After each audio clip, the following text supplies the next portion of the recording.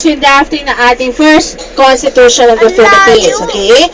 Another one, when you go to San Miguel, Bulacan, what is that famous tourist destination that we can visit there?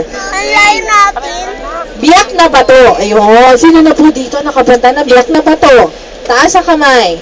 Wala pa po? Biak na Bato, nakapunta na. Ayun. Nasa hanging bridge there, there's a river. Tapos may cave, yung Aguinaldo's Cave. Ayan. Alright, and then, may question po si Ate Ethel. Ano po yung Little Baguio ng Bulacan? What is the name of that town? The hilltop. Kasi pag pumunta po tayo doon, matatanaw po natin mountain ranges of Cordillera. Okay? Another one. It was named after the mother po, the late mother of former First Lady Imelda Marcos. What is the name of this town? Na makikita po sa Bulacan. Ipinangalan po sa late mother ni former First Lady Imelda Marcos.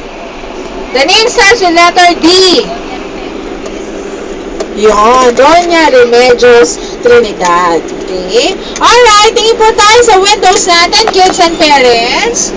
Sige, sino makakapagsabi sa akin, what is the name of this road? Ito dinadaanan natin. Ano pangalan nito, kids?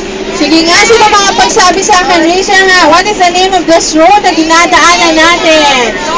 NLEX daw. What do you mean? Ano ba yung sabihin ng NLEX? Very good. Ayan, North Luzon Expressway. Ayan, doon sa kabila, ano yung counterpart ng NLEX? Ha? Yung papunta ng Makati na Laguna, ha?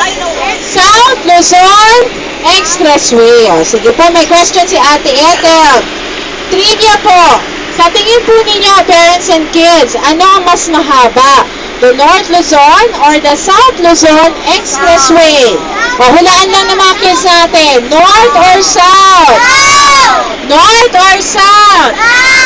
South or North? Talagang South talaga.